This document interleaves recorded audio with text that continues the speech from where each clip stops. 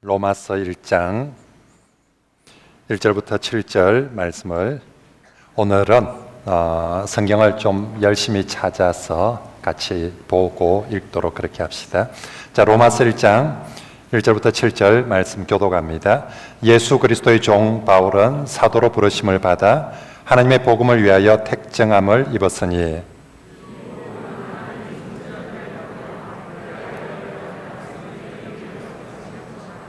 이 아들로 말하면 육신으로는 다윗의 혈통에서 나셨고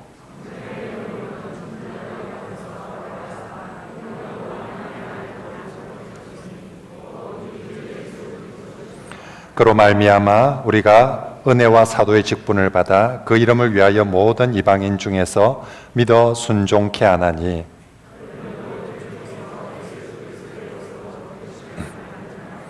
로마에서 하나님의 사랑하심을 입고 성도로 부르심을 본 모든 자에게 하나님 우리 아버지와 주 예수 그리스도로 쫓아 은혜와 평강이 있기를 원하노라. 아멘.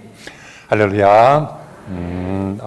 우리 오늘 오후에 성경 특강, 오늘 주제가 성경 꼭꼭 씹어먹기입니다. 우리 옆에 분들에게 그렇게 한번 오늘 주제대로 제목대로 인사를 한번 합시다. 성경 꼭꼭 씹어 먹읍시다 라고 인사합시다. 네, 성경을 꼭꼭 씹어 먹읍시다. 지난해 우리 성도들이 성경 천독을 우리가 하자고 했는데 감사하게도 한 해 동안 우리 성도들이 천독을 넘게 하셨어요. 그래서 너무너무 감사하고 올해도 보니까 우리 성도들이 성경 읽기를 참 열심히 많이 하고 있습니다. 그래서 참 감사하고요.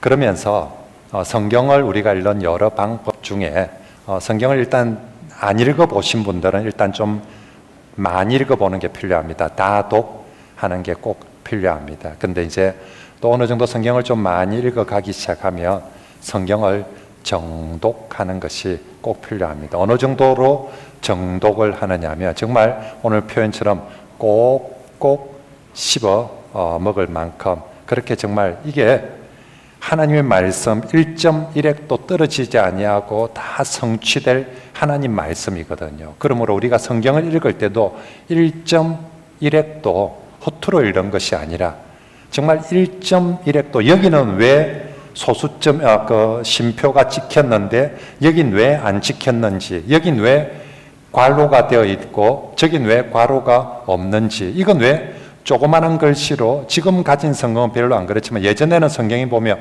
성경 중에 조그마한 글씨로 되어 있는 부분도 있었어요. 그래서 이건 왜 조그마한 글씨로 되어 있고 이건 큰 글씨로 되어 있는지, 여긴 왜 빨간 글씨로 되어 있고 여긴 왜 까만 글씨로 되어져 있는지, 여기 왜 주석을 각 줄을 이렇게 돌아 놓았는지, 우리가 성경 말씀이 1.1핵도 떨어지지 않는다라고 본다면 성경에 적혀있는 하나하나 의미 없이 적힌 것이 없다는 것입니다. 그러므로 우리가 읽을 때도 성경에서 내가 좋아하는 것만 읽는다든지, 아니면 성경은 정말 사도들이 정말 꼼꼼하게 기록해 놓았는데 나는 너무 쉽게 읽어버리면 이 저자에 대한 예의가 아닐 것 같아요. 그래서 성경을 오늘은 좀 꼭꼭 씹어먹자. 이건 우리만 그런 것이 아니라 우리 신앙의 선배들 라틴어로 렉치오 디비나라는 표현을 씁니다. 이 책을 먹어라. 우리 선배들은 책을, 성경을 먹듯이 그렇게 읽으라고 했습니다. 뭔가 우리가 음식을 하나 먹을 때 급하게 먹으면 체하기도 하는데 음식 맛 하나하나를 느끼듯이 이 책이 네 안에 들어가서 체화되어질 때까지 이것을 책을 먹는다라는 심정으로 렉시오 디비나라고 그렇게 외치면서 성경을 열심히 읽었더랬습니다. 오늘 우리도 성경을 좀 꼼꼼하게 읽어보자. 그래서 제가 한 예로서 성경 전체를 다 다룰 수는 없고요. 오늘은 바울 서신들만 가지고 그 바울 서신들 중에서도 인사말만 가지고 정말 성경 한자 한자가 이렇게 기록되어 있고 이런 것들이 이런 의미가 있구나 라는 것들을 같이 한번 보면 좋겠다 싶습니다. 여러분 나눠준 유인물에 보면 바울 서신 13권의 성경에 각 서신들마다 인사말만 제가 적어 나왔습니다. 첫 번째 바울 서신이 뭐죠? 로마서. 두 번째 바울 서신 고린도전서, 세 번째 고린도서, 네 번째 갈라디아서, 그 다음 에베소서, 그 다음 빌립보서, 골로새서, 데살로니가전서, 데살로니가후서, 디모데전서, 디모데후서, 디도서, 빌레몬서까지 모두 합치면 몇 권이죠? 13권의 바울 서신을, 그 다음에 나오는 히브리서는 바울이 기록했는지 또 다른 사람이 기록했는지 정확하게 알 수가 없어서 일단 히브리서는 빼놓았고요. 아무튼 우리가 흔히 알고 있는 바울이 기록한 성경이다라고 그렇게 알고 있는 로마서부터 빌레몬서까지만 살펴보도록 합니다. 참고로 바울이 기록한 성경은 전부 다 수신자의 이름을 따서 성경 제목을 붙여놨죠. 로마 교회가 받기 때문에 로마서, 빌립보 교회가 받기 때문에 빌립보서, 디모데가 받기 때문에 디모데전서, 디모데후서. 이건 모두가 바울이 썼기 때문에 수신자들을 성경의 제목으로 붙여놨고요. 그 뒤에 나오는 히브리서 다음에 야고보서, 베드로, 전후서 이런 성경은 발신자, 쓴 사람의 이름을 따서 야고보가 기록했기 때문에 야고보서, 베드로가 기록했기 때문에 베드로전서, 베드로후서, 그리고 요한이 기록해서 요한 1서, 요한 2서, 요한 3서, 유다가 예수님의 동생 유다가 기록했기 때문에 유다서, 이런 식으로 기록한 사람의 이름을 따서 그 다음 성경들은 제목이 붙여져 있습니다. 자, 아무튼 모두가 바울이 기록했습니다. 그리고 이 바울이 기록한 13권의 성경은 모두 다 서신의 형태로 기록이 되어져 있어서 이 성경들을 바울 서신이다, 편지 형태로 기록되어져 있다라는 거죠. 우리도 어릴 때 학교 다닐 때 편지 쓰는 방식을 배웠습니다. 부모님 전상서 뭐 이런 식으로 시작해가지고 그죠, 뭐 기체의료 만강하옵시고 이런 얘기들 써가면서 그렇게 편지 쓰는 형식이 있었습니다. 고대인들에게 있어서 바울 서신들에도 이게 서신이기 때문에 서신의 형식을 갖추어서 13권 모두 다 기록하고 있습니다. 고대 서신, 바울 서신뿐만 아니라 고대에 소위 말해서 글을 좀 쓴다는 사람들의 서신의 형태는 지금 여기 성경에 나와 있는 형태와 다 거의 동일합니다. 제일 먼저는 발신자가 글 가지고 시비 걸지 마시기 바랍니다. 그래서 이거 뭐 제가 평생에 이런 거니까 뭐 그래서 그다음 제일 먼저 발신자가 나옵니다. 두 번째 수신자가 나옵니다. 그리고 세 번째는 문안이 나옵니다. 그리고 네 번째는 감사가 나옵니다. 다섯 번째는 이 편지를 기록하는 내용이 나옵니다. 이 형태로 전부 다 기록이 되어져 있습니다. 제일 먼저 이 편지를 기록하는 발신자, 우리 편지하고 좀 다르죠. 우리는 받는 부모님 전상서, 그리고 문안 인사 뭐 이렇게 먼저 나가는데 저 동네 그 고대 성경 시대의 서신들은 전부 다 누가 쓰는지, 나 바울은, 나 베드로는 이런 식으로 성경 서신을 기록하는 사람을 먼저 소개하고 받는 사람 로마에 있는 교회들에게 편지하노니 하나님과 예수 그리스도로 쫓아서 은혜와 평강이 있을지어다. 내가 이런 것으로 너에게 감사함은 하고 감사를 먼저 기록하고 그리고 이 편지를 쓰는 목적, 편지를 쓰는 내용을 기록을 해 나갑니다. 지금 우리가 대부분 1절부터 3절까지 되어 있는 부분에 저 내용들이 모두 다 있습니다. 그래서 에베소서 한번 볼까요? 에베소서에 보면 발신자, 하나님의 뜻으로 말미암아 예수 그리스도의 사도된 바울은, 이게 발신자죠. 수신자가 누굽니까? 에베소에 있는 성도들과 그리스도 예수 안에 신시한 자들에게 편지하노니. 여기까지 수신자고요. 그 다음 문안인사가 너죠. 하나님 우리 아버지와 주 예수 그리스도를 쫓아 은혜와 평강이 너희에게 있을지어다 까지 문안인사 나옵니다. 자, 그 다음 에베소서 1장 성경을 한번 펴볼까요? 성경에 에베소서 1장 4절에 뭐라고 되어 있느냐면 3절에 에베소 1장 2절까지 문안인사 했죠. 3절에 어떻게 시작합니까? 찬송하리로다 하나님 곧 우리 주 예수 그리스도 아버지께서 하고 찬송하리로다. 감사 아니면 간혹 이렇게 찬송이 나오기도 합니다. 찬송은 하나님께 대한 감사이죠. 그죠? 그래서 에베소 교회에 대한 감사 아니면 찬송이. 근데 에베소서는 찬송이 먼저 나옵니다. 그리고 감사는 어디쯤에 나오느냐면 1장 15절 이로 말미암아 주 예수 안에서 너희 믿음과 모든 성도를 향한 사랑을 나도 듣고 내가 기도할 때마다 기억하며 너희로 말미암아 감사하기를 그치지 아니하고. 그래서 에베소서는 찬송이 먼저 나오고 감사가 조금 뒤에 나옵니다. 아무튼 감사가 항상 거의 모든 서신에는 문안 다음에 감사가 나오고 그리고 나서 서신의 내용들이 이제 기록 내용들이 나옵니다. 자, 그런데 이제 제가 여러분에게 이 유인물을 나누어 준 것은요.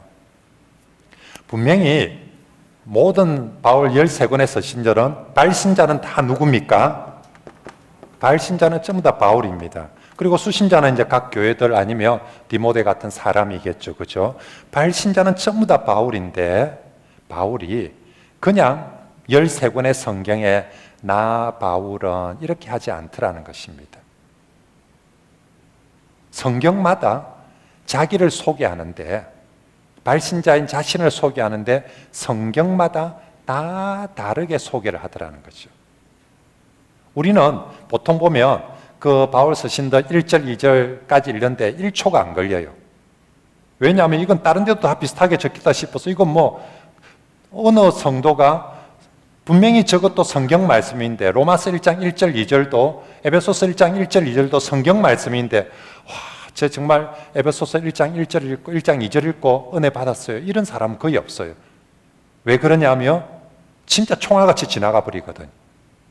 그냥 발신자, 수신자, 문안인사까지는 아무 생각 없이 그냥 막 총알같이 지나가 버립니다. 그런데 기록하는 바울은 그렇게 기록해 놓은 것이 없어요. 전부 다 성경마다 발신자를 소개하는데 똑같은 바울인데도 불구하고 이 바울을 다 다르게 소개를 해 놓았다는 것입니다.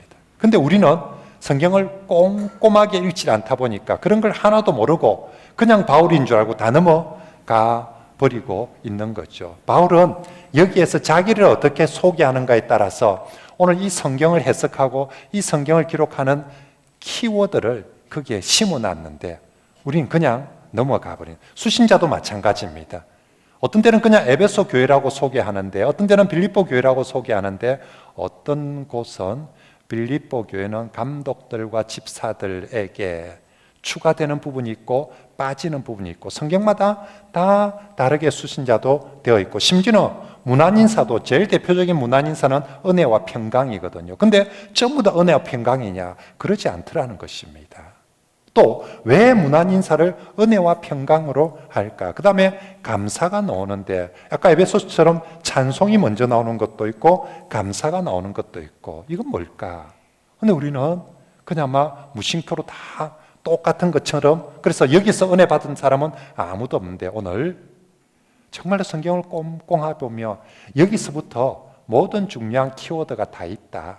그래서 로마서를 읽을 때 고린도전서를 읽을 때는 여기 나와 있는 이 단어들을 중심으로 해서 성경을 읽어가며 훨씬 더 많은 은혜를 받을 수 있다 하는 것을 같이 살펴보고자 합니다. 자, 먼저 모든 성경의 발신자는 바울 쓰시니까 바울입니다. 그런데 이 바울을 어떻게 표현하는가? 자, 보십시다. 로마서부터.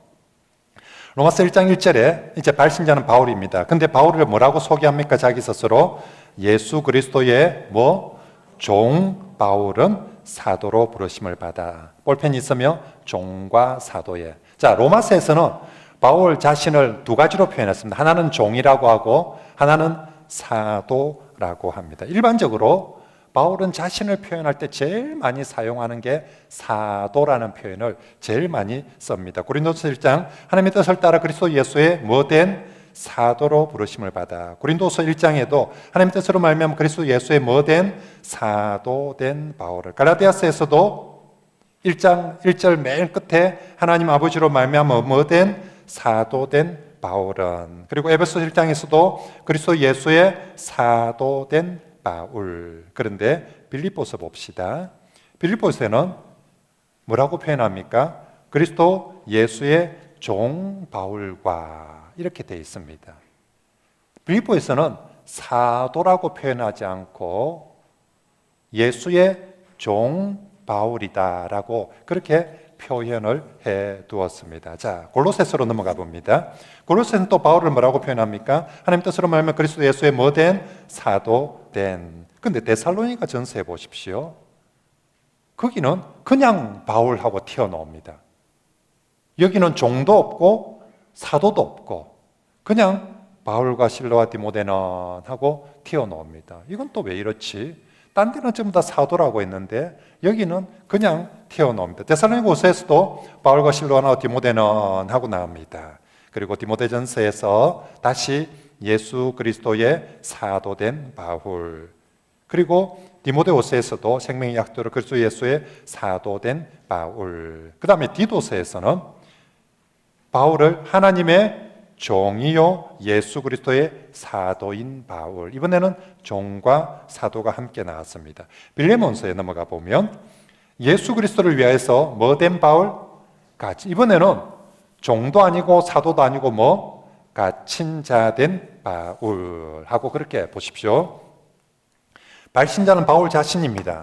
근데 성경마다 다 독특하게 바울 자신을 소개하고 있다는 것이죠. 제일 많이 소개하는 것은 바울 자신을 뭐다? 사도라고 소개합니다. 사도가 뭡니까? 하나님의 보내심을 받은 사람 대사죠. 그죠? 바울은 자기를 인식할 때 자의식, 자기를 누구라고 생각하냐? 주님의 사도. 이게 제일 중요하고, 너는 왜 그러는데? 너는 와 그 갔는데? 너는 왜? 하고 물으면 내가 누구다? 주님의 사도다. 이 자의식이 가장 중요합니다. 그래서 편지도 쓰고, 그래서 전도도 하고, 그래서 설교도 하고 있다라고 하는 것이죠. 자, 사도라는 부분은 그래서 바울 서신의 일반적이다. 바울은 자신을 사도로 표현한다. 그런데 사도로 늘 표현하던 바울이 왜 빌립보에서는 종으로 표현할까? 빌립보에서도 똑같이 예수 그리스도의 사도된 바울은 하면 될 텐데 빌립보에서는 왜 종이로 예수의 종이라고 표현할까? 이건 자기도 예수님의 종이다. 그러면 빌립보 교인들한테 하고 싶은 얘기가 뭘까요? 너희도 종이 되라는 얘기를 하고 싶습니다. 너희도 내가 누구다? 나도 주님의 종이다. 자기를 주님의 종으로 소개하고 있어요. 그래서 빌립보서 2장에 우리가 잘 알고 있는 말씀 나옵니다. 너희 안에 이 마음을 품으라. 이는 곧 그리스도 예수의 마음이니 그는 근본 하나님의 본체시나 하나님과 동등됨을 취할 것으로 여기지 않고 오히려 자기를 비워 종의 형체를 가지고. 예수의 마음의 핵심은 종의 마음입니다. 예수님은 하나님의 본체시나 자기를 비워서 이 땅에 종이 되셨고 종의 마음으로 자기를 죽기까지 복종하셨는데 너희가 종이 안 되면 어쩌겠노라고 말하고 싶은 것입니다. 특별히 빌립보서에는 수신자에 보시면 빌립보에 있는 교회들과 누구와 누구에게 감독들과 집사들에게 수신자에 있어서 다른 데는 그냥 보통 빌립보에 있는 교회들 하는데 빌립보에서만큼은 거기에 꼭 집어놨어요. 빌립보에 있는 모든 사람들이 이 성경을 들어야 되는데 특히 누가 들어야 된다? 감독과 집사들, 교회 직분자들, 특히 직분자들 들으라. 뭘 들으라는 얘기입니까? 이거 들으라는 거예요. 이거. 직분자 여러분, 종의 마음, 예수님도 종의 마음을 가지고 종이 되셨고 저도 예수의 종입니다. 너그가 근데 싸워가 되겠습니까? 너그가 높아져야 되겠습니까? 그래서 빌립보서 4장 2절에 보면 대표적으로 싸우는 두 여집사 이름이 나옵니다. 요디아와 순두부 집사 나옵니다. 순두부가 아니고 순두개죠, 그죠? 여러분 외우기 쉽도록, 그죠? 그래서 요디아와 순두부 집사에게 같은 마음을 제발 빌립보에서 계속 말씀하는 게 같은 마음을 품고 종의 마음을 가져라라고 나중에 4장에 가서는 이름까지 실명까지 거론하면서 요디아와 순두부 집사야 제발 싸우지 말고 서로 같은 마음을 품으라. 나도 누구다? 나도 종이다. 너가 종의 마음을 가지며 교회 싸울 일이 없다. 그래서 바울은 자신을 소개하면서 첫 시작할 때 다른 데는 다 사도라고 하는데 여긴 시작할 때부터 종이다. 성경 말씀은 1.1핵도 의미 없이 기록하는 것 없습니다. 바울이 자신을 종으로 이제 그러면 로마서와 디도서에서도 하나님의 종이요 또 사도인 바울은 똑같이 강조하고 싶은 거예요. 사도됨을 종됨을. 그래서 로마서나 디도서에서도 디도도 이제 목회자로서 목회의 글을 걸어야 되는데 종의 마음을 강조합니다. 디도에게. 그래서 바울 자신을 종으로 사도로 이렇게 표현을 하고 있는 거예요. 자, 그렇게 본다면 빌레몬서는 아주 특이하게 뭐라고 소개했습니까? 빌레몬서는 갇힌 자 된 바울과 형제 디모데는 하고 여긴 사도도 종도 아니고 갇힌 자 된. 자, 그러면 여긴 왜 자기를 갇힌 자라고 표현할까요? 우리가 잘 알다시피 바울이 감옥에서 기록한 내 성경을 에빌골빌이라고 하죠, 그죠? 애가 골이 비어서 그렇게 해서 에빌골빌, 에베소서, 빌립보서, 골로새서, 빌레몬서 이 네 성경을 로마 감옥에서 기록한 성경, 그래서 옥중서신 에빌골빌이라고 합니다. 자, 에베소서 에베소 교회를 향해서, 빌립보서 교회 향해서, 골로새 교회를 향해서, 나중에 빌립보서와 골로새서는 쌍둥이 서신이라고 합니다. 거의 내용이 똑같아요. 교회 이름만 다르게 나오고 안에 들어간 내용도 빌립보서, 골로새서, 에베소서와 골로새서는 쌍둥이 서신이라고 합니다. 에골은 쌍둥이입니다. 그래서 내용이 거의 비슷하게 나옵니다. 차이점 나중에 다시 한번 얘기하고요. 아무튼 마지막 빌레몬이라는 사람한테 보냈습니다. 빌레몬이란 사람한테 보내는데 빌레몬서의 내용의 핵심이 뭡니까? 성경을 좀 읽은 사람 알죠? 거기에 누가 나오죠? 오네시모가 누구 어떤 사람이 있죠? 이 빌레몬이라는 사람의 집에서 종으로 있다가 도망 나온 사람인데 도망 나온 데 바울을 만나서 예수를 믿게 되고 바울이 다시 너희 집으로 돌려 보내고 있는 사람이 바로 오네시모입니다. 그런 오네시모를 돌리면서 빌레몬에게 자기를 뭐라고 소개하고 있냐면 나도 갇힌 몸이다라고, 죄수라고, 나도 죄수라고. 그러니 이 죄수 오네시모 용서해 주라고. 너희가 죄수니까 함부로 대하고 죄수니까 무시해도 된다면 나도 죄수라고.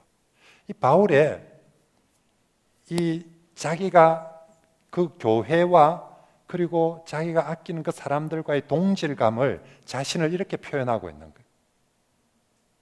지금 바울은 이 빌레몬에게 빌레몬서를 써서 어찌하든지 오네시모를 용서해달라고. 오네시모 돌아가지 않아도 되는데 바울이 돌려보냅니다. 용서받아야 된다고 가서. 내가 편지 써줄 테니까 가서 이 편지 전해주고 꼭 용서받으라고. 그러면서 나도 죄수입니다. 나도 죄인 중에 괴수였고 나도 주님께 용서받은 죄인입니다. 그러므로 빌레몬이여 이 오네시모를, 이 죄수를 꼭 용서해 주십시오라는 편지를 써 보내고 있는. 그래서 이 갇힌 자 된이라는 이 표현에서 우리가 염두에 두고 성경을 읽자라는 것. 자, 일단 기본적으로 발신자를 소개하는 데 있어서 이렇게 이제 사도냐 종이냐 갇힌 자냐 이것만 가지고도 지금 이 성경이 어떻게 흘러가야 될지를 바울이 미리 방향을 잡고 있는 거예요. 그래서 바울은 기록하면서 그런 걸 염두에 두고 1.1핵도 헛되지 않도록 기록을 하는데, 자, 그 다음 이 발신자를 소개하는데, 자, 사도는 사도인데 어떻게 사도가 되었는지도 제각기 다 다릅니다. 로마서는 일단 좀 놔두고요. 고린도전서부터 한번 볼까요? 자, 고린도전서에서 1절에 다시 봅시다. 하나님의 뜻을 따라 그리스도 예수의 사도로 부르심을 입은, 자, 사도가 되었는데 어떻게 사도가 되었다고요? 하나님의 뜻을 따라. 내가 되고 싶어서 됐거나 시험에 합격해서 된 것이 아니라 하나님의 뜻을 따라서. 고린도후서에서도 하나님의 뜻으로 말미암아. 그러면 이제 고린도전서와 고린도후서에서 강조할 게 뭐다? 하나님의 뜻을. 나도 하나님의 뜻으로 사도가 되었다. 그러므로 여러분들도 어떤 자리에 어떤 모습으로 있든지 하나님의 뜻, 하나님의 뜻, 하나님의 뜻을 고린도전서, 고린도후서에서 계속 많이 이제 이야기하게 되어집니다. 그리고 갈라디아서에서 보십시오. 자, 갈라디아서는 아주 발신자에서 아주 특이한 성경입니다. 여러분, 발신자의 바울을 소개하는데 제일 발신자가 길게 나오는 게 갈라디아서입니다. 2줄에 걸쳐서. 그래서 맨 뒤에 사도된 바울은 하고 나오죠. 그죠? 그러면 앞에 전부 다 설명이에요. 도대체 그냥 하나님의 뜻으로 사도된 바울하고 간단하게 쓰면 될 텐데, 이 갈라디아서는 왜 이렇게 자기를 소개하는데, 발신자를 소개하는데 이렇게 길게 써놨을까? 뭐라고 써놨습니까? 1절 다시 한번 읽어봅시다. 시작. 사람들에게서 난 것도 아니요.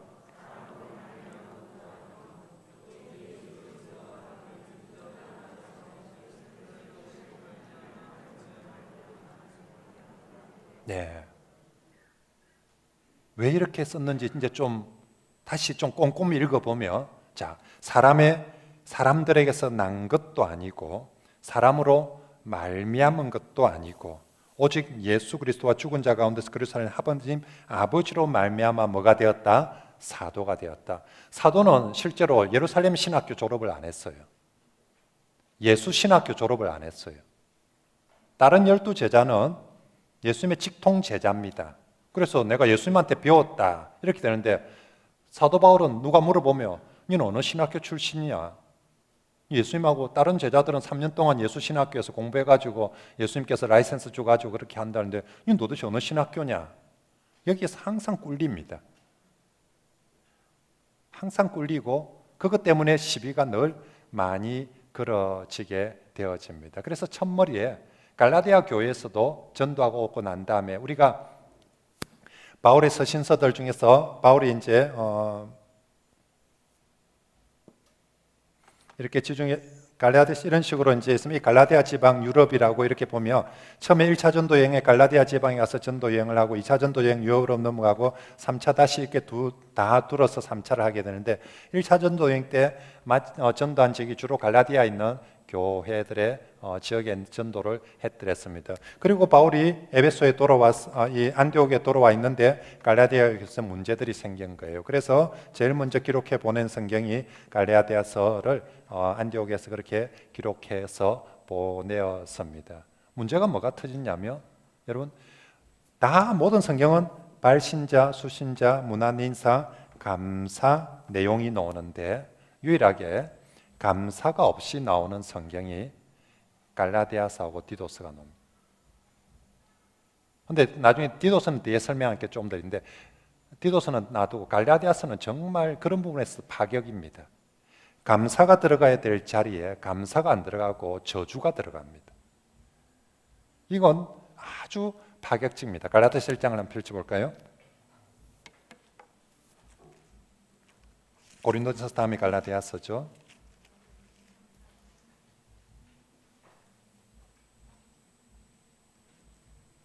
자, 갈라디아서 1장을 봅시다. 1장 3절에 은혜와 평강이 있기를 원하노라라고, 그리고 나면 4절에는 감사가 나와야 되거든요. 근데 감사가 나와야 되는 자리에 갈라디아서 1장 4절은 그리스도께서 하나님 곧 우리 아버지의 뜻을 따라 이 약한 세대, 여기는 바로 예수님 이야기가 바로 등장을 합니다. 철저하게 주님이 하셨다라고. 그래서 바울이 갈라디아서 자기를 소개할 때 사람의 뜻으로 사람으로 말미암아 난 것이 아니라 철저하게 누가? 주님이 자기를 사도로 세웠다는 걸 강조합니다.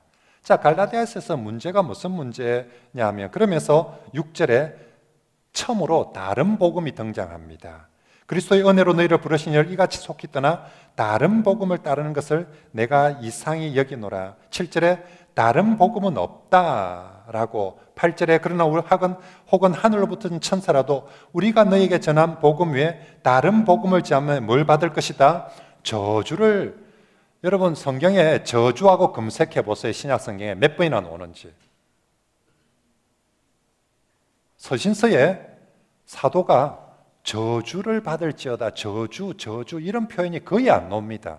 근데 갈라디아서에서 성경을 시작하자마자 다른 곳에는 다 진짜 하다못해 고린도 교회도 보십시오. 감사를 합니다. 고린도 교회 얼마나 싸우고 있습니까?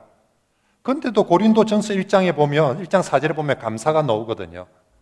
고린도서에도 그 치깊도록 싸우고 있는 교회를 향해서 편지를 써보낼 때 감사가 나오는데, 갈라디아서에서 감사 자리에 저주가 그렇게 나오는, 그 저주의 핵심은 뭐라고요? 다른 복음. 그럼 다른 복음 뭡니까? 진짜 바울이 전하는 복음은 예수 복음, 예수 중심의 복음, 예수가 구원하시고 예수가 예수 복음인데, 다른 복음은 예수만이 인간적인 게 들어가 있는 게 다른 복음입니다. 바울이 전하는 복음은 철저한 예수의 복음, 하나님의 복음입니다. 로마서 1장에서도 하나님의 복음을 위하여 택정함을 입었나니. 그런데 다른 복음이라는 것은 예수 복음, 하나님의 복음 외에 인간의 복음이 들어가는 거예요. 인간의 말, 인간의 생각, 인간의 뭔가가, 인간의 전통, 인간의 율례, 인간의 관습, 이런 게 들어가 있는 걸 다른 복음이라고 표현하고 있습니다. 자, 그래서 1장 1절에 자기를 소개할 때 자기는 인간적인 것 단 1%도 없습니다. 사람에게서 난 것도 아니고 사람으로 말미암은 것도 아니고 오직 뭐로 말미암아? 하나님과 예수 그리스도로 말미암아 사도된, 나는 출신부터 나는 사람한테 배운 것도 아니고 사람이 가르친 것도 아니고 철저하게 나는 애초부터 하나님으로부터 예수님으로부터, 그래서 내게는 인간적인 다른 복음이 들어올 틈이 없다고. 오직 하나님의 복음, 주님의 복음. 그런데 자꾸만 서울대학 졸업한 아이들, 예루살렘 신학교 졸업한 아이들은 자꾸 무슨 예루살렘 신학교에서는 뭐가 어떻고, 서울대학에서는 뭐가 어떻고, 우리 이스라엘에서는 뭐가 어떻고, 자꾸 인간적인 게 끼어들어오는 거예요. 한 번 더 그런 소리 하면 뭐 받을 것이다? 저주를 받. 하나님과 예수 복음 외에 딴 걸 자꾸 전하거나 제가 할 뻔했습니다. 전하거나 말하는 사람은 저주를 받을 지니라고. 사실은 근데 갈라디아서 바울의 표현은 그런 식입니다. 이게 점잖게 얘기 안 하고, 이게 그죠? 처음 시작부터, 그래서 상당히 감사를 할 여유도 없을 만큼 급박하고 심각하다. 왜? 뭐가 이리 심각한데요? 천하의 사도 바울이 웬만해서는 흥분 안 할 텐데 왜 이렇게 흥분을 하고 있습니까? 왜 이렇게 심합니까? 다른 복음 때문에. 예수 복음에, 하나님의 복음에 뭔가 섞이는 걸 정말 싫어했습니다. 그래서 자기를 소개할 때도 하나님 사람에게서 난 것도 아니고 이런 표현을 쓰고 있습니다. 자, 에베소서 볼까요? 에베소서도 역시 하나님의 뜻으로 말미암아라고 그렇게 표현을 하고 있고, 그래서 에베소서도 하나님의 뜻을, 빌립보서 그리스도 아까 얘기한 예수의 종이라고 자신을 소개합니다. 골로새서, 자, 아까 제가 에베소서하고 골로새서하고 쌍둥이를 했죠. 보십시오. 하나님의 딱 거의 비슷하게 갑니다. 하나님의 뜻으로 말미암아 그리스도 예수의 사도된 바울은, 그죠? 에베소서는 에베소에 있는 성도들과 그리스도에 하는 신실한 자에 편지하노니, 골로새서는 골로새에 있는 성도들 곧 그리스도 안에 신실한 형제들에게 편지하노니. 자, 그리스도 안에 신실한 형제들에게 편지하노니, 에베소서에도 그리스도 안에 신실한 편지하노니. 자, 퀴즈. 선물 하나 갖고 오긴 아깝네요. 맞추면 내가 책을 하나. 맞추는 사람, 에베소서하고 빌립보서에서 딱 그 글자들만 보고 차이점 맞추는 사람, 제가 나중에 모양실에 가서 책을 선물 하나 드리도록 하겠습니다. 살펴보십시오. 1.1획도 허투루 쓰는 게 없습니다. 그러면 뭔가 손 들었습니다. 그거 아닌데. 예. 1.1획도 허투루 쓴다고 하는데 딱 거의 에베소서하고 골로새에 있는 그리스도 안에서 신실한 형제들에게 저기도 에베소에 있는 성도들 누워 있습니다. 우리 이장호 장로님. 예, 무슨 차이입니까? 곧과 그 다음에 저 동네는 뭐라고 되어 있습니까? 한쪽은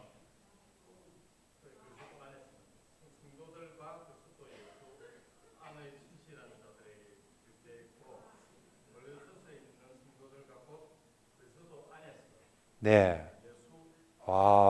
장로는 아무나 되는 게 아니에요. 박수 한번 칩시다. 진짜. 자, 다시 한번 봅시다. 에베소서에 보세요. 1장에 예수의 사도된 바울은 에베소의 성도들과 신실한 자들에게 편지하노니 되어 있죠. 골로새에서는 골로새에 있는 성도들 곧 그리스도 안에 신실한 편지하는. 자, 차이는 과와 곧입니다. 에베소서는 에베소에 있는 성도들과 신실한 자들에게, 골로새에서는 골로새에 있는 성도들 곧 신실한 자들에게. 차이는 과와 곧입니다. 그러면 골로새에서는 골로새에 있는 성도들이 곧 신실한 성도들입니다. 근데 에베소서는 에베소에 있는 교회들과 또 다른 신실한 성도들이 또 따로 있습니다. 그래서 우리가 여러분 골로새라는 도시는 조그마한 도시입니다.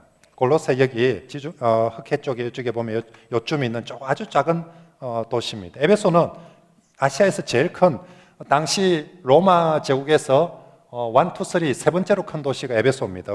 1번 도시는 로마 특별시, 2번 알렉산드리아 특별시, 3번이 에베소 직할시였습니다.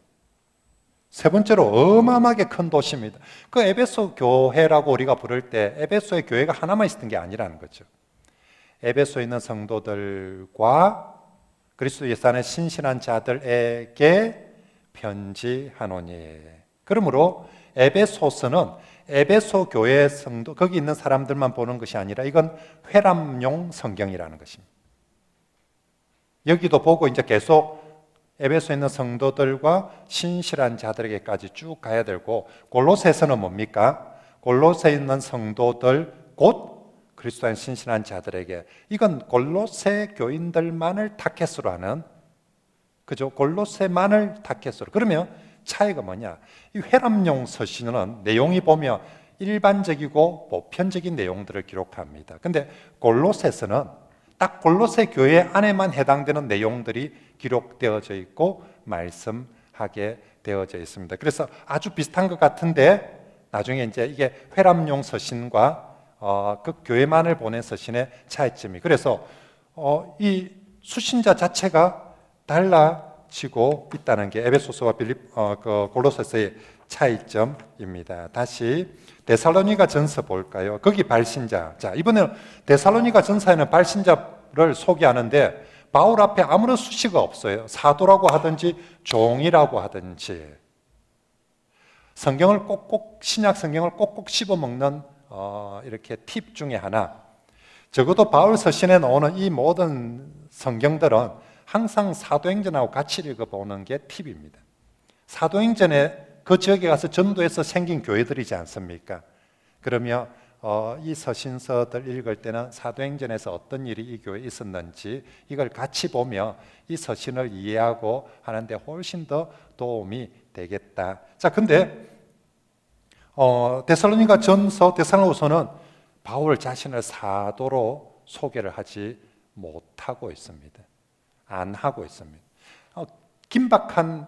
긴박감 때문에 그랬을까 싶기도 한데 글자 하나 더 적는데 시간이 급해서 여기는 사도란 표현을 안 썼다 이러기는 조금 그죠, 너무 시간이 없어서 우리도 급하게 쓰다 보면 써야 되는데 놓치는 수는 있을 것 같은데, 근데 그 정도로 사도란 말을 안 써도 될 만큼 쓰지는 그건 아닐 것 같다. 그러면 왜 의도적이다, 왜 뺐을까?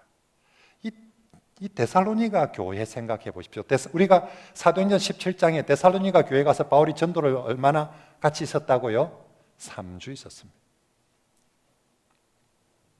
바울이 전도 여행을 다닌 곳 중에서 제일 적게 있었는데 교회가 세워진 곳이 데살로니가 교회입니다. 그래서 아까 얘기한 갈라디아 1차 전도 여행을 하고 돌아와서 갈라디아서 성경을 보냈고, 이게 사도행전 17장에서 여기서 데살로니가에서 난리가 나가지고 3주 만에 쫓겨나서 밑에 내려서 아덴으로 내려오고 고린도에까지 쫓겨가서 고린도에 있는데 실라와 디모데가 합류해서 데살로니가 교회 괜찮답니다. 심지어는 데살로니가 교회가 믿음과 사랑과 소망이 충만하답니다. 이 소식을 전해 주었어요. 그래서 데살로니가서 1장 4절의 감사의 내용에 너희의 믿음의 역사와 사랑의 수고와 소망의 인내가 있다는 소식을 들으니 할렐루야, 얼마나 내가 감사한지 라고 그렇게 기록을 하고 있거든요. 그래서 여기 고린도에서 있을 때에 사도행전 18장에 있는 고린도에 있을 때 데살로니가에 써보낸 편지입니다. 바울이 어떤 마음으로 보냈냐면, 내가 목사인데 어쩔 수 없이 나왔지만 3주 만에 교인들을 놔두고 떠나왔다는 게, 그것도 나 혼자 살자고. 물론 그 교회에서 있는 제자들이 전부 다 바울을 피신하라고 해서 피신을 했습니다. 정말 홀몸 혼자서라도 피신해야 될 만큼 급박했습니다. 근데도 부모된 심정에 그 말 많고 난리가 많은 데살로니가의 교인들만 남겨놓고 떠나온 바울이 마음이 너무 미안하기도 하고, 너무너무 또 참 저 교회가 저 애들이 잘 클까, 그 염려가 너무 큰데, 그거다 대놓고 사도인 나 바울은 이 말 쓰기조차도 미안한, 그래서 성경의 글자지만 감정이 다 적혀 있거든요. 빌립보에서 감정을 표현하는 단어가 제일 많이 나오는 게 기뻐하라, 기뻐하라, 기뻐하라, 기뻐하노니. 사도 바울이 감옥에 있어요. 이 사람 뭐 정신이 없나 뭐 감옥에 있는 사람이 뭐 이리 기뻐하노. 바울이 자신이 감옥에서도 빌립보서는 기쁨의 서신이라고 합니다. 감옥에서도 기뻐하라, 기뻐하라, 그리고 너희를 향해서도 주 안에서 기뻐하라, 주 안에서 기뻐하라 명령형으로 2번이나 반복하면서 그렇게 말씀을 하고 있습니다. 그래서 바울 빌립보서를 기쁨의 서신이라고, 성경들마다 갈라디아서는 진노의 서신일지 몰라요. 저주를 받을지어다 하면서 감사도 빠지고, 정말 어쩌면 갈라디아서에서는 바울이 쓰면서도 지금 진짜 이게 막 지금이라도 달려가면 저것들 진짜 막 그러고 싶을 만큼 그런 아주 격한, 그래서 갈라디아서 쓰인 단어들 보면 격한 단어들이 아주 많이 있습니다. 그런 면에서 제일 미안한 마음과 애틋한 마음이 많은 게 데살로니가 전서 후서들입니다. 그래서 바울은 자신을 사도라고도 표현하지 않고 그렇게 보내고 있습니다. 대신에 데살로니가 전서에는 공동 발신자가 나오죠. 바울만 있는 것이 아니라 1절에 데살로니가 전서에서는 바울과 실루아노와 디모데, 실라가 실루아노입니다. 본명이 실라고 실루아노는 예명입니다. 그래서 처음에 우리가 사도행전 16장에 나오는 첫 이름이 다 본명으로 나오거든요. 아굴라, 브리스길라. 나중에 브리스길라 좀 다 브리스가라는 이름도 나오죠. 그래서 본명이 있고 예명이 있는데 실루아노, 실라의 예명입니다. 그래서 실라가 본 이름인데, 아무튼 데살로니전서에서는 자기를 사도라고 표현하는 것보다 더 중요한 건 공동 발신자 실루아노와 디모데. 데살로니에도 바울과 실루아노와 디모데는 무슨 얘기입니까? 지금 여기 있는 고린도에 있는 바울도 이 데살로니가 교인들이 걱정이 되지만, 데살로니가 교인들도 여기 보낸 바울과 실라와 디모데가 걱정이 되는 거예요. 목사도 남겨진 교인들, 어린 신자들, 이제 3주밖에 안 된 그 신자들 걱정이 돼서 문안을 하지만, 데살로니가 교인들도 지금 실라와 디모데를 왜 보냈습니까? 빨리 가서 우리 바울 목사님 어찌 됐는지 가서 우리 안전하다고, 우리는 정말 3주밖에 안 있었지만 우리 믿음으로, 사랑으로, 소망으로 신앙 자라고 있다는 이 소식을 전해 주십시오라고 실라와 디모데가 내려왔거든요. 그러니까 바울이 성경을 기록하면서 틀림없이 저 사람들이 나만 궁금한 것이 아니라 또 실라와 디모데는 어떻게 됐는지, 그래서 바울과 실라와 디모데는 우리는 잘 있다, 우리 모두가 너희에게 은혜와 평강을 기원한다라고 데살로니가 전서 데살로니가는 공동 발신자로 그렇게 실라와 디모데가 그렇게 나와 있습니다. 디모데 전서에서 발신자를, 자 거기 보십시오. 이번에는 하나님의 뜻을 따라 사도가 된 게 아니라 디모데전서에는 우리 구주 하나님과 우리 소망이신 그리스도 예수의 무엇을 따라? 명령을 따라. 그죠? 디모데후서에는 하나님의 뜻으로 말미암아 그리스도 예수 안에는 생명의 약속대로 사도된 자. 디모데전서에서는 명령이란 단어가 나옵니다. 내가 사도가 왜 되었는가? 예수님 명령했기 때문에. 그러면 앞으로 디모데전서에는 뭐가 많이 나올 거다? 명령이. 그래서 있죠. 성경 중에, 서신서 중에, 신약 성경에 명령이 제일 많이 나오는 성경이 디모데전서입니다. 나도 예수의 명령을 따라 사도가 되었다. 이제 누구한테? 디모데에게. 너 디모데야, 내가 너희에게 엄히 맹하노니. 이 구절들이 디모데전서에 제일 많이 나옵니다. 이를 제가 찾지는 못하지만 엄히 맹하노니, 내가 너희에게 명하노니, 너희에게 명하노니, 너는 때를 어떤지 이 말씀을 전하라라고 아주 강한 명령들이 디모데후서에서도 명령들이 나오고 있습니다. 나도 주님의 명령을 따라 사도가 되었다. 디모데후서에서는 생명의 약속대로 사도가 되었다라고. 생명의 약속. 디모데에서는 내일 모레 사도 바울이 죽을 겁니다. 죽을 겁니다. 죽기 바로 직전에 기록한 성경이 디모데후서입니다. 죽음을 앞두고 있는 바울이 지금 믿고 소망하는 것은 바로 이 생명의 약속입니다. 하나님께서 나를 생명의 약속대로 사도로 삼아주셨다. 그러므로 나는 내 몸은 죽지만 이 생명의 약속을 믿는다. 디모데야, 너도. 그래서 디모데에게 너도 이 생명의 약속을 소망하면서, 그래서 디모데후서에서는 마지막 생명, 영생, 거기에 대한 소망들을 주면서, 그건 디도서에서도 마찬가지입니다. 디도서에서도 하나님의 종요 사도라고 나오죠. 디도서에서 수신자가 어디쯤 나오느냐 하면 4절에 같은 믿음을 따라 된 나의 참아들 디도에게 라고 수신자가 나오죠. 그 사이에 중간에 많은 삽입이 있습니다. 거기에 키워드들, 그 중에서 믿음과 경건함에 속한 진리의 지식과 이 영생의 소망을 의미합니다. 이 영생은 디도서에서도 이 영생, 디도서도 지금 디모데 전후서와 마찬가지로 바울이 이제 거의 이제 임종을 앞두고 있습니다. 그래서 바울은 계속 이제 영원한 생명, 생명의 약속, 여기에 모든 소망을 가지고 자기 영적인 아들 디모데와 디도에게 이것들을 바라보고 목회하라고 그렇게 당부를 하고 있습니다. 자, 이렇게 발신자 하나만 해도 모든 성경마다 1장 1절만 해도 제가 30분씩 1시간씩 설교를 해도 충분히 할 만큼 사실은 깊은 내용들이, 사실은 바울은 하나하나 기록하면서 예사로 기록하지 않고 하나하나 그 뒤에 나오는 모든 말씀들과 조합이 맞도록 염두에 두면서 성경을 기록했다. 이제 다시 또 로마서부터 다시 또 보면요, 발신자를 기록하는데 바울 혼자 기록하는 성경이 있고 공동 발신자가 있습니다. 고린도서 1장 1절에 보면 바울과 및 형제 소스데네는 하고, 소스데네가 공동 발신자로, 소스데네 사도행전 18장에 고린도에서 회당장 소스데네, 바울 대신에 매를 두드려 맞은, 사람들한테 매를 맞은 사람이 소스데네입니다. 그 소스데네가 지금 고린도 교회는 어떤 교회입니까? 싸우고 있습니다.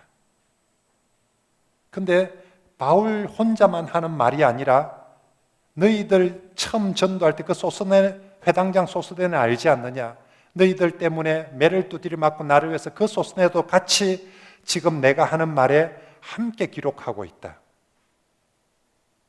그 싸우고 있는 내 말만 그런 것이 아니라 소스데네가 함께 그렇게 하고 있다. 고린도후서에는 바울과 및 형제 디모데가 공동 발신자로 그렇게 나오고 있습니다. 그래서 공동 발신자가 있는 경우에는 그렇게 공동 발신자들이 함께 정인이 되고 하기 때문에 공동 발신자로 그렇게 나오고 있습니다. 자, 이제 발신자 했습니다. 수신자 볼까요? 와. 제가 조금만 더 하도록. 발신자 이 정도인데 수신자는 그러면 수신자도 그냥 수신자가 아닙니다. 수신자 하나하나에 의미가 있고 뜻이 있고 그렇습니다. 자, 로마서 1장 7절 로마에 있는 하나님의 살아계심을 믿고 성도로 부르심을 입은 모든 자에게라고 로마 수신자를 보죠. 자, 고린도전서 수신자 봅시다. 2절부터 2절에 발신자 내용이 제일 많은 교회는 갈라디아서고요. 수신자 내용이 제일 길게 소개되어 있는 곳은 고린도 전서입니다. 수신자가 2절, 3절에 걸쳐서. 자, 고린도 전서에 나오는 수신자 같이 한번 읽어볼까요? 2장 2절 시작. 고린도에 있는 하나님의 교회 곧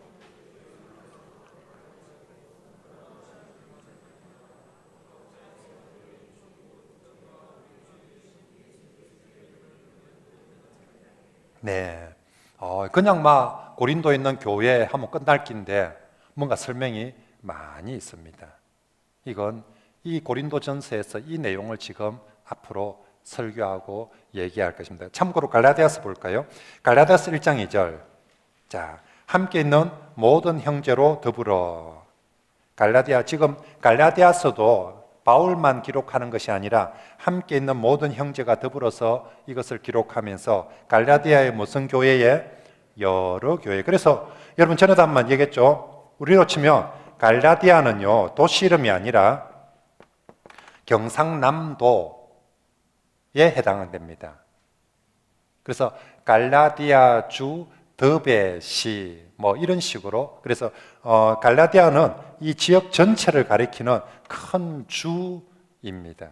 아가야주, 갈라디아주, 마게도니아주 안에 빌립보시, 데살로니가시, 베레아시 이런 식으로 들어있는 것처럼. 그래서 큰 주가 그래서 갈라디아에도 교회가 하나만 있는 것이 아니라 갈라디아의 교회가 얼마나 여러 교회가 있다라는 것이죠. 그래서 수신자도, 그래서 이 갈라디아서도 전형적인 회람서신인데, 근데 회람서신에 이렇게 세게 얘기를 하니까 얼마나 저 문제가 심각했는지를 알 수가 있습니다. 자, 보통은 이렇게 갈라디아 교회에게 편지하노니, 에베소서도 마찬가지죠. 에베소에 있는 성도들에게 편지하노니 이런 식인데, 고린도전서는 엄청 깁니다. 그러면서 2절에 고린도에 있는 하나님의 교회, 고린도후서에서도 고린도에 있는 하나님의 교회라고, 성경에서 서신서의 신약 성경에서 하나님의 교회란 표현이 등장하는 유일한 곳이 고린도전서 1장, 고린도후서 1장입니다. 다른 곳에는 하나님의 교회란 표현을 한 번도 안 씁니다. 왜 안 쓸까요? 교회는 당연히 하나님의 교회니까요. 교회가 그러면 하나님의 교회지 뭐 사람의 교회가 아니면 사탄의 교회가 될 수 있습니까? 교회는 무조건 당연히 하나님의 교회이기 때문에 굳이 하나님의 교회란 표현을 안 쓰는데 쓰는 게 이상한 거죠. 그래서 쓰는 데는 주목을 해서 봐야 되는 것입니다. 그러면 고린도에는 왜 하나님의 교회라고 써을까? 딴 데는 하나님의 교회라고 하는 것이 수신자를 표현하면서 하나님의 교회라고 하는 것이 하나도 없는데 왜 그죠? 우리가 성경을 꼼꼼하게 읽어보면 여기에 체크가 되는 거죠. 여기는 왜 하나님의 교회라고 했지? 여기는 왜 하나님의 교회라고 했을까? 그냥 교회를 하면 되는데. 자, 고린도 교회 상황이 어떻습니까? 우리가 잘 알고시피 고린도 교회는 우리가 알고시피 네 파가 싸우고 있었습니다. 근데 이 네 파가 안에서 싸우는, 교회 안에서 싸우는 게, 교회 안에만 싸우는 게 교회 밖에까지 소문이 났어요. 동네 사람들이 다 할 정도로 그 교회가 싸움을 많이 하고 있어요. 근데 고린도 교회는 고린도전서 1장, 2장, 3장, 4장의 이 네 파의 분쟁에 대해서 얘기하는데 5장에 넘어가면 뭐가 나옵니까? 음행이 나옵니다. 고린도전서는 한 사건 한 사건 문제에 대한 목회적 답으로 주신 거기 때문에 한 장마다 각 한 사건들이 소개됩니다. 음행이 나오고 우상 제물이 나오고 헌금 문제가 나오고 문제들마다 싸우고 있었거든요. 근데 5장에 보면 음행이 어떤 음행까지냐면 아버지하고 아들하고, 아버지하고 딸하고 가족 간의 음행이 있었던 문제가 어디에서? 교회 안에서 일어났다는 거예요. 이걸 한쪽에서는 뭐 그래도 못 자겠노 하고, 한쪽에서는 저런 사람이 교회에서 내보내야 된다 하고 이제 서로 막 이렇게 싸우고, 심지어는 고린도전서 8장 우상 제물이 됐노. 교회를 다니는데 우상 제물을 묻고 우상 앞에 절을 하고, 그래서 니나 내나 볼 때 저게 교회가, 안 믿는 사람들이 볼 때 고린도 교회를 보면서 우리 교회 만약에 고린도 전서에 있는 문제 중에 한 문제만 우리 교회에 터졌다 해도 여기 교회 절반은 아마 떠나버릴 겁니다. 이게 무슨 교회가 하면서, 이게 무슨 교회가 하면서. 그런데 고린도에는 이게 뭐 내 당파로 싸우는 것뿐만 아니라 막 음행, 우상제물, 막 베리벨 문제들이 다 있는 거예요.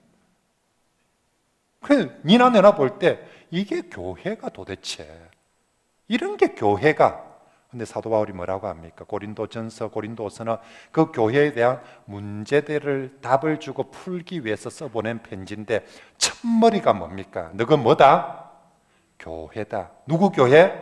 하나님의 교회다라는 게 딱 수신자 첫머리에, 다른 데는 안 쓰고 있는데 고린도 교회만큼만 쓰고 있습니다. 아무리 치지 뽑고 싸워도 뭐다? 하나님의 교회다. 그런데 그 교회의 핵심 단어가 뭐냐면 그 구절에 말씀하죠. 고린도에 있는 하나님의 교회 곧 그리스도 예수 안에서 뭐 하여지고 거룩하여지고 성도라 부르심을 입은 자들과. 지금 고린도 교인들 거룩합니까? 안 합니까? 하나도 안 거룩합니다. 성도답습니까? 하나도 안. 근데 지금 바울이 뭐라고 표현하고 있습니까? 고린도인 하나님의 교회 곧 그리스도 예수 안에서 거룩하여지고 성도라 부르심을 입은 자들과. 의도적으로 이렇게 하죠. 교회는 거룩하고 성도라 불림을 받아야 된다. 그 무엇보다도 교회는 하나님의 교회입니다. 하나님의 교회는 거룩하고 거룩할 성도들이 모인 곳이어야 됩니다. 뿐만 아니라 또 각처에서 우리의 주, 곧 저희와 우리의 주 대신 예수 그리스도 이름을 부르는 모든 자들에게 그냥 우리 주 하면 되는데 우리의 주, 곧 저희와 우리의 주, 저희의 주가 있고 우리 주가 있대요. 무슨 얘기입니까? 싸우고 있다는 거죠. 근데 바울은 처음에 뭐라고 합니까? 우리의 주다. 우리의 주, 여기 있는 우리의 주, 저희의 주, 우리의 주, 예수님은 우리 모두의 주님이다. 그러므로 고린도 교회 성도 여러분은 첫째, 비록 지금은 싸우고 있고 지금은 문제가 많지만 잊지 마십시오. 여러분은 하나님의 교회입니다. 그리고 하나님의 교회의 제일 중요한 가치는 거룩입니다. 거룩하여지고 성도로 부르시면 이게 교회입니다. 그리고 교회는 싸우고 할지라도 우리 주, 너그 주 다 따로가 아니라 다 같은 우리 주, 여러분이 부르는 주님도 우리 주 예수 그리스도이시고 여러분이 부르는 주님도 우리 주 예수 그리스도이십니다. 그러니 제발 하나 되십시오. 이제 이 얘기를 하려고 지금 수신자를 소개하면서 이렇게 우리의 주, 또 너희의 주 이런 표현들을 쓰고 있습니다. 수신자에서 아까 빌립보서 전형적으로 그냥 빌립보에 사는 모든 성도 하는데 감독들과 집사들에게 편지하노니 다른 곳에는 이런 표현이 하나도 없거든요. 근데 빌립보만 감독과 집사들에게 편지하노니, 그러므로 빌립보에서는 직분자들이 더 신경 써서 아마도 직분자들이 종된 마음을 잃어버리고 지금, 그죠? 빌립보 교회가 어떤 교회입니까? 정말 바울을 처음부터 전도하고 그 선교 헌금을 보낸 좋은 교회인데 직분자들 중에서 중심을 잃어버리고 높아지려고 하는 사람이 있었던가 봐요, 보니까. 그래서 감독과 집사들에게 더 이 서신을 기록해 보내고 있다라고 그렇게 말하고요. 이 데살로니가 전서 후서 한번 볼까요? 수신자를 소개하면서 하나님 아버지와 주 예수 그리스도 안에 있는 이라는 표현을 씁니다. 데살로니가 후서에서도 하나님 우리 아버지와 주 예수, 이건 아까도 얘기한 3주밖에 같이 못 있었습니다. 그리고 왔습니다. 이제 세례받은 지 한 달 됐다는 거죠. 이제 세례받은 지 어떤 사람은 3일 된 사람도 있을 것이고요. 근데 이 사람들이 과연 성도이고 교회인가?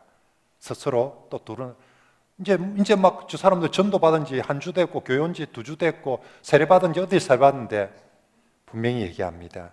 하나님 아버지와 우리 주 예수 그리스도 안에 있는 사람들, 비록 3주밖에 안 되었지만 여러분들은 그리스도 안에 있는 주님의 자녀들이고 형제들입니다라고 분명히 그렇게 밝히고 있는 것입니다. 그리고 디모데 전후서 자 이제 문안인사 한번 볼까요? 수신자 문안인사 로마서부터 한번 봅시다. 로마서 1장 7절에 자 하나님 우리 아버지와 주 예수 그리스도자 무엇과 무엇이 있기를 원하노라 은혜와 평강이 있기를 원하노라. 고린도전서에도 은혜와 평강이, 고린도서에도 은혜와 평강이. 그러고 보면 다 문안인사는 은혜와 평강입니다. 은혜는 우리가 알다시피 은혜는 카리스라는 단어를 쓰는데 평강은 에이레네라는 히브리어 단어를 씁니다. 히브리어는 샬롬이죠. 평강은 히브리식 인사고 은혜는 헬라식 인사입니다.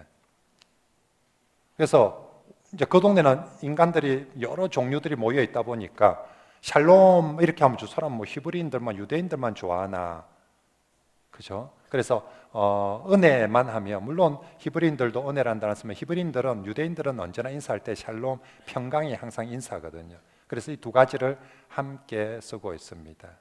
교회들을 향하여서 여러분들에게 은혜와 평강이 있기를 원합니다. 그런데 디모데전서 디모데후서를 보십시오. 거기에는 은혜와 평강 사이에 또 하나 더 들어있죠. 뭐가 있습니까? 긍휼이, 그죠? 꼼꼼하게 읽어보면 이거는 초등학생도 알 수 있는 인사입니다. 딴 데는 다 은혜와 평강이 있기를 원하노라 하는데 왜 디모데전서 디모데후서에서는 은혜와 긍휼과 평강이 있기를, 왜 디모데에게는 긍휼이 있기를 원할까요?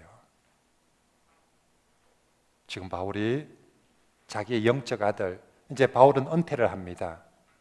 목회 은퇴를 하고 디모데가 바울의 뒤를 이어서 특히 교회 중에서 제일 큰, 그 당시 제일 큰 교회였다 할 수 있는 에베소 교회를 담임하고 목회를 해야 됩니다.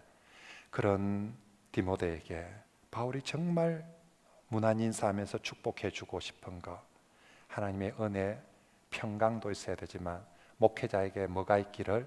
긍휼이 있기를. 정말로 그가 평생 목회를 하고 주의 길을 걸어봤는데 와, 정말 주님의 긍휼이 우리에게 있어야 되겠구나. 디모데 너에게도 정말 주님의 긍휼이 있기를 원하노라라고 그렇게 그래서 저는 저 구절 보면 애틋해요. 정말 애잔합니다. 얼마나 바울이 목회하면서 이제 그리고 디모데 아까 얘기한 전후서에서 가장 강력한 명령들이 나오거든요. 다른 서신들에서는 쓰지 않는 엄청난 내가 엄히 명하노니 그리스도 예수 우리 주 하나님 앞에서 엄히 명한 이런 표현들을 쓰면서 정말 너는 때를 얻든지 복음을 전하라 하면서 강한 명령들을 하고 있거든요. 그래서 더욱더 디모데에게 긍휼이 있기를 바라노라라고 그렇게 말합니다. 자, 문안인사에서 그런 차이점도 있고요. 공통점은 은혜와 평강인데 은혜와 평강 앞에 전부 다 뭐가 되어 있는지 한번 보십시오. 그냥 은혜와 평강이 아니라 무슨 은혜와 평강입니까? 하나님 우리 아버지와 주 예수 그리스도로 쫓아 은혜와 평강이 있기를. 바울은 인사말에서부터 분명하게 얘기하고 있습니다. 은혜는 누가 줍니까? 평강은 누가 줍니까? 오직 하나님과 예수 그리스도만이. 이건 당시 로마 시대 사람들은 지금도 그렇죠. 여러분 복은 누가 줍니까? 월급은 누가 줍니까? 생명은 누가 줍니까? 진짜 우리 이 부분에 있어서 하나님이 주십니다. 그리스도께서 주십니다. 근데 사장님이 주시는데요. 우리 아버지가 용돈 주는데요. 거래처가 지금 월급 받는 시대에서, 근데 그 시대도 마찬가지입니다. 그 시절에 은혜는 누가 주느냐면 로마가 주는 거예요. 그 시절에 은혜와 평강은 로마가 주는 겁니다. 로마의 가장 큰 자랑과 영광은 로마의 평화입니다. 팍스 로마나, 로마에 의한 평화, 로마가 주는 평화, 로마가 지키는 평화, 이게 로마의 가장 중요한 가치였어요. 로마의 가장 중요한 자랑이었습니다. 미국 이걸 흉내내가 팍스 아메리카나라는 단어를 자기들이 차용을 해서 썼습니다. 그래서 세계 평화를 미국이 지키겠다, 미국에 의한 세계 평화를 이루겠다, 팍스 아메리카나를 외쳤습니다. 근데 지금 이제 그러다 보니 돈 있는 말 들거든. 그래서 너그 평화는 너가 지키라 라고 몇 가지 몇몇 독트린들을 발표하면서 이 작은 국가들에게 엄청난 이렇게 군사적 부담을 또 가중시키다가 또 그러다 또 안 되니까 다시 또 미국 주도에 의한 평화를, 그러면서 이번에는 평화는 미국 주도에서 지키겠다면서 돈은 너희 보고 직접 다 내라고 그렇게 하니까 자꾸만 어려워지고 있습니다. 아무튼 2000년 전에 은혜와 평강은 그 당시 세상 사람들은 로마한테 잘 보여야, 로마한테 잘 보이고 황제한테 잘 보여야 은혜와 평강이 내게 있어진다라고 믿고 있는 시대였습니다. 그때 사도는 모든 서신들을 보내면서 모든 교회들마다 외치고 있습니다. 은혜와 평강은 누가 주는 것이다? 하나님 우리 아버지와 그리스도 예수를 쫓아서 은혜와 평강이. 우리 너무 쉽게 읽어버리는데 사실은 그 시절은 둘 중에 하나 택해야 됩니다. 너 로마가 주는 은혜를 받을래? 하나님이 주는 은혜를 받을래? 너 로마가 보장하는 평강을, 너 보험회사가 보장하는 평강을, 너 정말 연금이 주는, 국민연금이 주는 노후를 보장받을래? 주님이 주시는 노후를 보장받을래? 이렇게 묻는 것과 똑같습니다. 그때 바울은 세상이 주는 은혜와 평강이 아니라 오직 하나님 우리 아버지와 그리스도 예수를 쫓아 은혜와 평강이 너희에게 있기를 원하노라. 이 구절에 성도들은 아멘으로 화답하기를 원하였던 것이죠. 그리고 이걸 가는 교회들마다 강조해서 여러분, 은혜와 평강은 하나님이 주십니다. 예수님이 주십니다. 그러므로 정말 우리가 살 이 어려운 시절에 은혜와 평강이 있어야 된다는 줄 아는데 제발 엉뚱한 데 가서 은혜와 평강을 바라지 말고 우리 하나님, 우리 예수님 앞에서 은혜와 평강을 바라십시오 라고 모든 서신들에 그렇게 설교하게 될 것입니다. 그래서 이 머릿말들에 있어서 이미 가장 중요한 단어들이 다 있어요. 그래서 우리가 이제 그 서신들을 읽으면서 이 단어들을 보시면서 체크해가면서 이렇게 꼼꼼하게 읽어보며 예사로 읽었을 때보다 훨씬 더 달고 오묘한 그 말씀, 은혜가 있을 것이고요. 근데 이 모든 13권의 서신 중에 제가 잘 살피지 않은 게 있어요. 그게 뭐냐면 로마서예요. 로마서는 너무 독특해요. 너무 파격적이에요. 이건 그 시절에 헬라어를 또 서신을 조금이라도 아는 사람 보면 로마서를 딱 받는 순간 이건 뭐지? 이건 뭐지? 정말 우리가 호회하면서 정말 특판을 내보내는 어떤 호회나 특판보다 더 충격적이고 더 파격적이고 놀라운 방식이 로마서입니다. 우리는 그냥 아마 시커먼 글자니까 로마서 1장 1절부터 7절 읽는데 단 30초면 끝나버리는데 어떤 고대인들도 로마서를 받았을 때 이걸 놀라지 않을 사람이 없었을 겁니다. 게다가 이 다른 모든 서신과 차이점은 다른 서신서들은, 교회들은 이미 바울이 다 한번 방문했던 교회들입니다.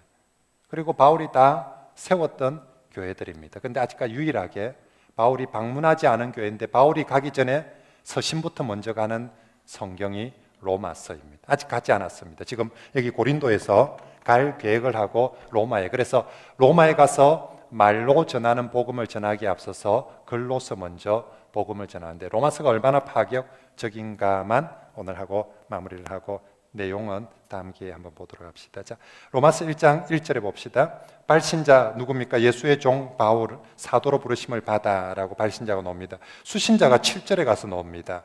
로마서에서 하나님의 사랑하심을 잊고 성도로 부르심을 모든 자에게 문안 인사, 하나님 우리 아버지와 주 예수를 쫓아 은혜와 평강이 있기를 원하노라. 자, 이렇게 됐습니다.